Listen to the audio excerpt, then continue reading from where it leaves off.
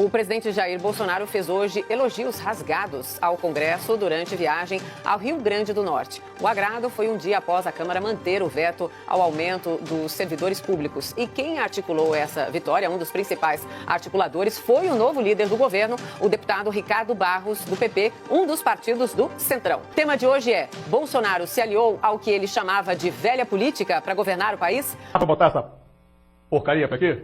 Eu quero dizer pra você, ô telespectadores, claro, vocês não têm nada com isso, mas eu sou obrigado a falar que esse programa aqui tá uma porra.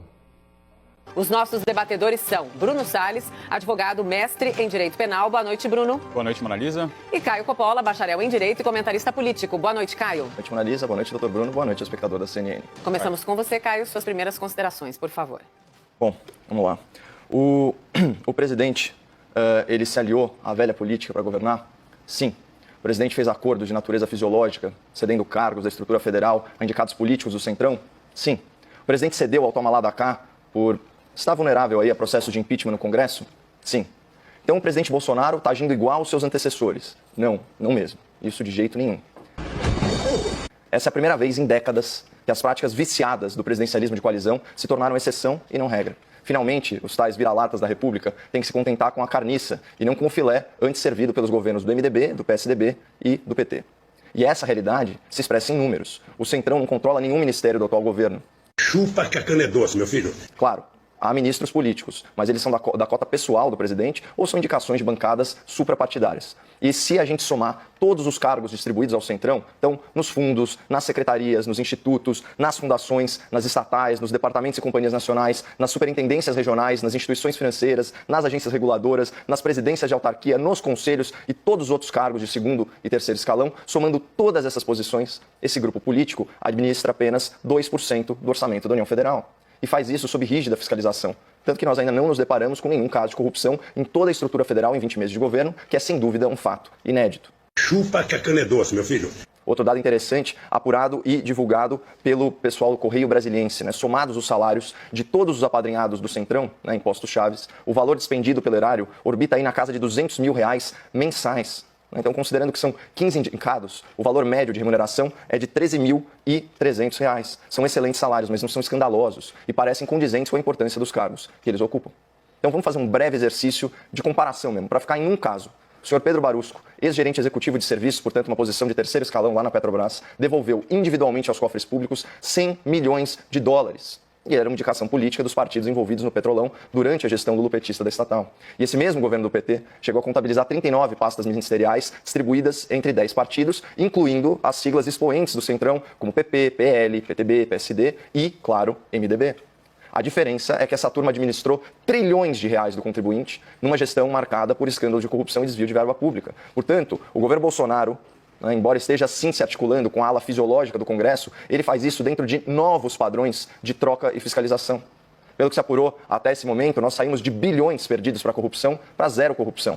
Nós saímos de trilhões administrados pelo Centrão, em vários ministérios, loteados, para exatos 75 bilhões do orçamento no segundo escalão da República. E nós saímos de um Congresso vendido, agindo em conluio com o governo, para um Congresso independente.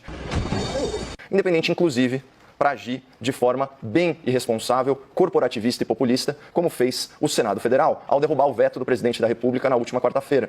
Então, eu convido o espectador a fazer uma análise do cenário.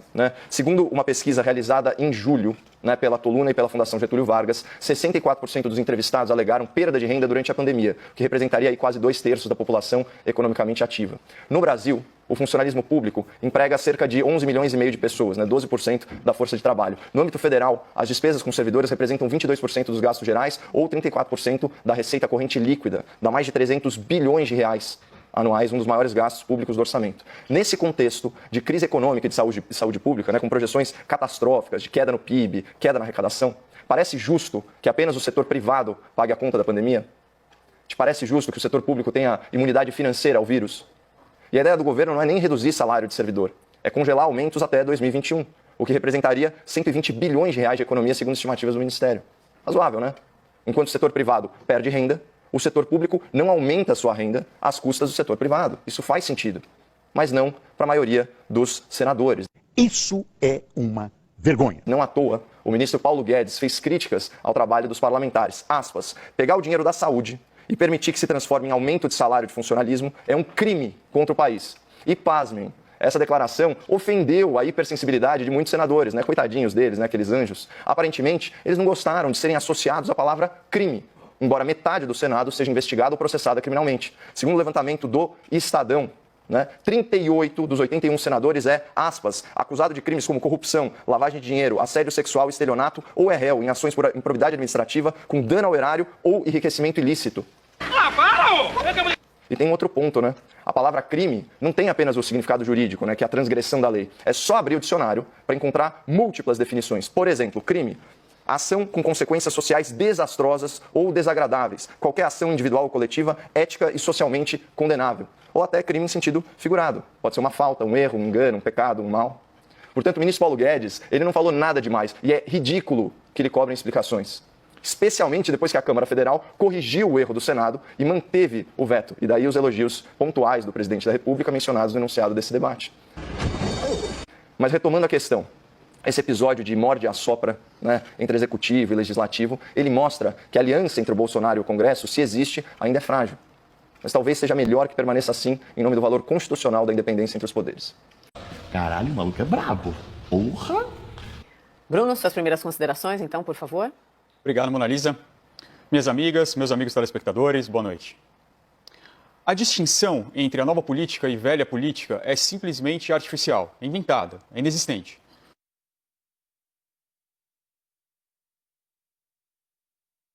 Não passa de um golpe de marketing eleitoral de políticos que querem se autopromover, se mostrar diferentes, se destacar dos outros parlamentares. Sócios no bom sentido, como o Bolsonaro frisou, não parecem ser exatamente o interesse público. Vamos então para o debate. Bruno e Caio, por favor. Só acho ressaltar um dado biográfico aí importante, que não sei porque foi omitido da fala do meu debatedor, sobre o passado do atual presidente da República, à época deputado e à época deputado pelo PP. O ministro Joaquim Barbosa, que foi relator da ação penal 470, também conhecida como mensalão, ele foi explícito quando disse que o único parlamentar não envolvido no PT, no esquema do Petrolão, era justamente o Jair Bolsonaro. Então eu acho importante fazer essa nota aí de desagravo. Mas enfim, a nova política existe sim, viu, doutor? É o seguinte, é uma política fundada em valores pré-estabelecidos, acordado com os eleitores, publicizado dessa forma, uma política que preza por quadros técnicos, uma política absolutamente avessa à corrupção. E quando a gente levanta no governo federal 20 meses sem corrupção, isso não é só para mim, é para você também, é para o espectador da CNN. Isso é uma novidade absoluta, sem precedentes na história do Brasil. Sem precedentes. Você tem 23 pastas ministeriais, o enxugamento da máquina pública, isso é novidade também. Compromisso com austeridade fiscal, nesse nível, é novidade, congelamento de contratações, agora congelamento de aumento salarial no setor público, na verdade até redução da participação do setor público no PIB. Esse é um compromisso inédito. Será que é muito injusto chamar isso de nova política, independente da roupagem marqueteira que possa se dar a isso? Isso certamente é novidade. Então, se você não quiser falar nova política, seja justo na sua crítica e use pelo menos o termo novidade política, porque isso de fato nunca aconteceu no Brasil. Chupa que a cana é doce, meu filho. Eu queria só trazer aqui para o espectador da CNN a fala completa do Paulo Guedes, porque vale a pena. Aspas. O presidente justamente vetou para que o dinheiro da saúde não vire aumento de salário e hoje o Senado derruba o veto do presidente. Quer dizer, é um péssimo sinal, um péssimo sinal. O impacto potencial é uma perda de até 120 bilhões, é um desastre. Pegar o dinheiro da saúde e permitir que se transforme em aumento de salário de funcionalismo é um crime contra o país. Isso também é novidade. O compromisso com o erário público, de não ficar se endividando sobremaneira. A gente nunca viu um esforço tão grande por parte do ministro da Economia de manter receitas e despesas equilibradas contra o viés perdulário e populista do Congresso, que acabou se manifestando aí no Senado. E ainda bem, e aqui cumpre elogiar o trabalho também do presidente da Câmara, o senhor Rodrigo Maia, foi corrigido, devidamente corrigido, na Câmara Federal. Agora eu fui surpreendido. Um elogio ao Rodrigo Maia, vindo de você, Caio. Agora eu sou justo nas críticas, doutor. Surpreendido. Falar sobre nova política seria injusto dizer que ela não existe? Eu não acho que é injusto. Eu acho que acreditar numa nova política é ingênuo. Se fala em nova política desde sempre. Parece que se criou isso agora. Desde Roma, desde Atenas, se faz essa contraposição aos antigos políticos para descreditá-los. Que o ministro Joaquim Barbosa não se manifestou em nada sobre o chamado Petrolão. Ele era do mensalão. Mensalão, obrigado pela correção. Foi onde ele julgou que é um esquema completamente diferente do esquema que foi revelado na Lava Jato. Ambos grave. Não estou aqui tentando contemporizar absolutamente nada. Sim. Mas sobre alguns pontos, eu acho importante, tem alguns conceitos que eu fico com um pouco de dificuldade de entender, por exemplo, os conceitos de carniça e de filé, e eu já te disse que eu tenho dificuldade de entender o que é o quê. Faz tempo, né? Ué. Mas eu gostaria de saber se, por exemplo, o Ministério das Comunicações, que foi entregue a um outro partido, por razões fisiológicas, e isso ficou muito claro, se ele é carniça ou é filé. Me parece que é filé. Me parece que é um ministério da maior importância para a República. Embora, de fato, o ministro Fábio Faria seja um grande parlamentar e tenha que fazer elogio. A corrupção, ela não é descoberta no dia anterior. Ela não é que você faz um esquema de corrupção e você descobre depois. Os próprios esquemas da Petrobras que foram descobertos na Operação Lava Jato são históricos, datavam de... E eu queria lembrar também que... Atenção para os dois para o tempo, né? Quando eu apareço aqui é para que o debate seja equilibrado, então conclua a frase, Bruno. Atenção para os dois sobre o tempo. Eu não suporto mais. Eu cheguei no limite. Senão não tem sentido eu ficar aqui no meio dos dois, por favor. Desculpa, Mona Lisa. Imagina.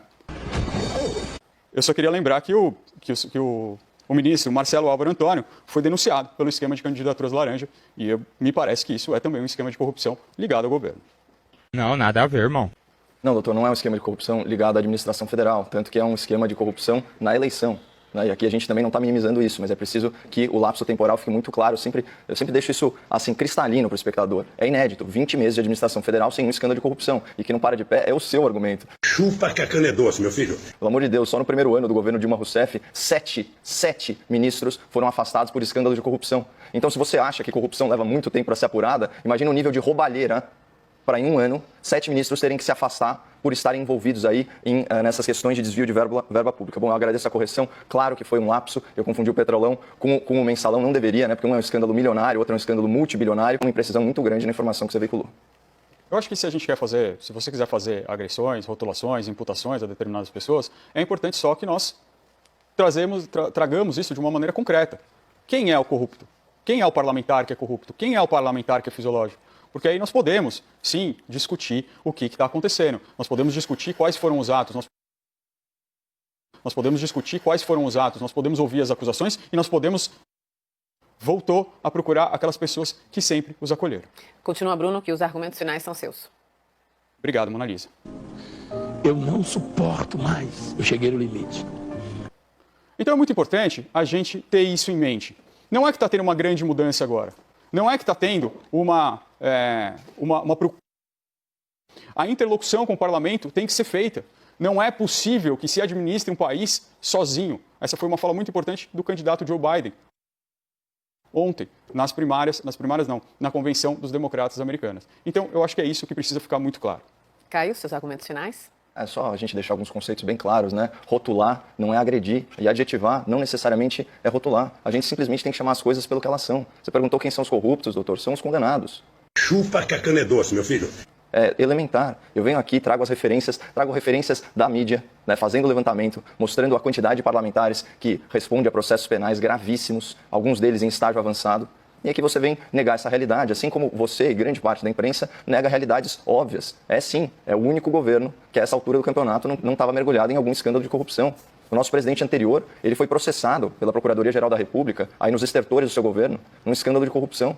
A outra, a antecessora, foi impedida, né? E o antecessor, nem se fala, né? É um carcerário e não uma vítima, como já foi colocado aqui no debate. Então, também é muito importante a gente pontuar, só para fechar, Mona Lisa, o seguinte, percebam que o governo ele não tem alternativa. Se ele dialoga com o Centrão, ele está agindo de forma equivocada. E se ele não dialoga, ele peca por falta de articulação. Então não tem escapatória, estão todos aglutinados para desgastar a imagem do governo federal e só não vê isso quem é cego. Caralho, o maluco é brabo. Porra! Mano, tu é um guerreiro. Se tu vier aqui, eu boto do meu lado aqui, sentado aqui todo o programa aqui pra falar sobre isso aí. Porque tu é um cara... Tu é um mito. É um mito! Mas é claro que a relatoria, eu havia mencionado isso, do Joaquim Barbosa, diz respeito ao mensalão. Eu falei inclusive da ação penal 470, peço desculpas ao equívoco, ao espectador. E eu vou rotular mesmo, viu, doutor? Eu não tenho problema com isso, problema nenhum. Né? É através da comparação e através da adjetivação que a gente qualifica o comportamento das pessoas. Né? Ladrões de dinheiro público têm que ser rotulados como corruptos mesmo. Né? Políticos fisiológicos que não votam conforme a sua convicção intelectual e sim por conveniência, por conjectura, por interesses comezinhos, têm que ser rotulados como eles são. Então isso não tem problema nenhum. E sobre o Ministério das Comunicações, é muito injusta a sua crítica. Afinal de contas, você sabe que o ministro Fábio Faria, ele não foi alçado ao atual posto por fazer parte do Centrão. Isso não tem nada a ver, até porque o orçamento da comunicação ele é pífio. Ali é uma posição estratégica, é uma indicação da cota pessoal do presidente. Inclusive, circulou, isso foi apurado, né, pelo jornalismo especializado, que os caciques da sigla foram comunicados sobre a promoção do parlamentar a ministro. Então não há que se falar disso. E outra coisa, você desinforma o público quando você fala que os 75 bilhões de reais, portanto os 2% do orçamento da União, que estão sob administração de quadros aí indicados pelo Centrão, que eles pertencem às verbas discricionárias. Isso simplesmente não é verdade.